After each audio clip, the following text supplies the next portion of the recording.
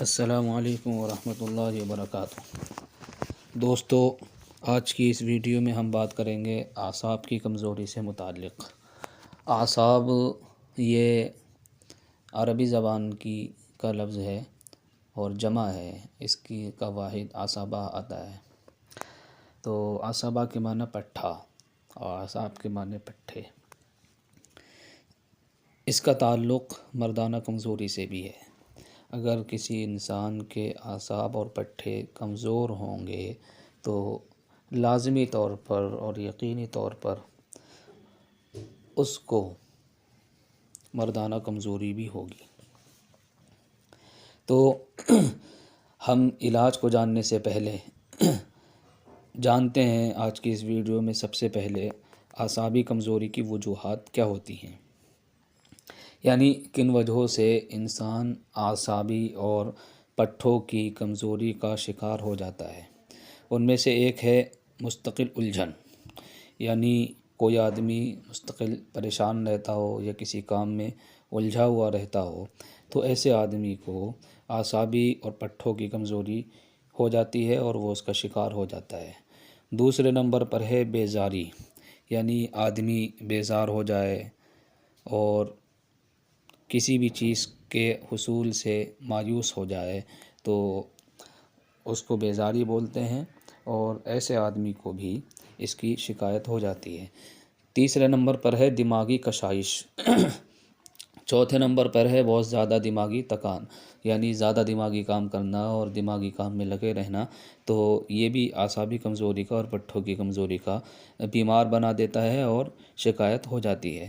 Number 5 پر ہے نیند کی کمی۔ نیند اگر پوری نہیں ہو رہی ہے، آپ جو ڈاکٹر بتاتے ہیں 7-8 گھنٹے، اس سے کم آپ نیند لے رہے ہیں، رات کو لیٹ سوتے ہیں، تو پھر ایسی صورت میں آپ کو اعصاب کی کمزوری ہو سکتی ہے۔ نظام ہضم کا مستقل خراب رہنا، یعنی کسی ایک وقت میں نظام ہضم خراب رہے تو اس میں تو نہیں ہوتی ہے، لیکن اگر کوئی آدمی مستقل طور پر نظام ہضم کا شکار رہتا ہے، مستقل خراب رہتا ہے، اس کا معدہ وغیرہ اور اسی طریقے سے لیور وغیرہ کام نہیں کرتا ہے صحیح طریقے سے، تو اس کو اعصاب کی کمزوری ہو جاتی ہے۔ فضا اور ماحول کا تقدر، یعنی گندی ہوا ہے اور گندا ماحول ہے، گندی ہوا کے اندر وہ سانس لے رہا ہے، تو پھر ایسی صورت میں اس کو اعصابی کمزوری ہو جاتی ہے۔ خوف اور دہشت، کسی بھی انسان سے اسے خوف ہے، کوئی دشمن ہے اس کو ستا رہا ہے، اس سے ڈر لگا رہتا ہے، یا کسی جانور کا یا کسی اور چیز کا اس کو خوف ہے اور دہشت ہر وقت اس کے دل و دماغ پر بیٹھی رہتی ہے، تو پھر ایسی صورت میں اس کو اعصابی کمزوری ہو سکتی ہے۔ اسی طریقے سے روحانی اقدار سے انحراف، جو روحانی چیزیں ہیں یعنی نماز نہ پڑھنا وغیرہ وغیرہ، تو ان چیزوں سے انحراف یعنی ان پر عمل نہ کرنا اور ان چیزوں کو نہ دیکھنا، تو ایسی صورت میں بھی اعصابی کمزوری ہو سکتی ہے۔ قناعت کا نہ ہونا، یعنی جتنا آدمی کو مل جائے، جتنا رزق اس کے مقدر میں ہو، اس سے زیادہ کی طلب میں لگا رہنا، جتنا میسر ہے اس پر قناعت نہیں کر رہا، اس پر صبر نہیں کر رہا، اکتفا نہیں کر رہا ہے، بلکہ ہر وقت اس دھن میں لگا ہوا ہے کہ کسی طریقے سے اس سے زیادہ ہو جائے، تو پھر ایسی صورت میں آدمی اس کا شکار ہو جاتا ہے۔ شک ایک اور ہے جو بیماری، شک کی، اگر آدمی کو مستقل شکی آدمی ہے، اس کو شک رہتا ہے، تو پھر ایسی صورت میں اس کو بھی اعصابی کمزوری ہو سکتی ہے۔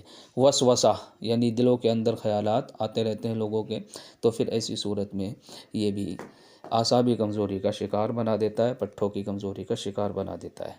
اور آخری جو چیز ہے وہ ہے عدم تحفظ۔ عدم تحفظ کا احساس، یعنی اپنی حفاظت نہ ہو، یعنی میں کسی وقت میرے ساتھ کچھ بھی ہو سکتا ہے، اس الجھن کا اور اس سبب کا آدمی شکار رہے، تو یہ تمام کی تمام تر چیزیں آدمی کو کیا بنا دیتی ہیں، اعصابی کمزوری کا شکار بنا دیتی ہیں۔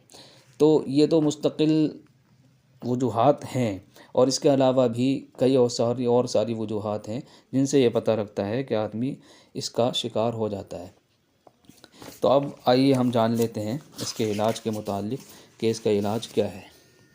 دوستو، آپ کو اس کا علاج یہ کرنا ہے کہ ایک گھونٹ پانی لیں، ایک گھونٹ پانی لے کر الرضاعت اما نویل پڑھ کر دم کر کے صبح نہار منہ پیا جائے، یعنی پانی ایک گھونٹ لینا ہے آپ کو اور اس پر الرضاعت اما نویل پڑھنا ہے، اور پڑھ کر اس ایک گھونٹ پانی پر آپ کو دم کر دینا ہے، اور ایسا عمل آپ کو صبح نہار منہ کرنا ہے۔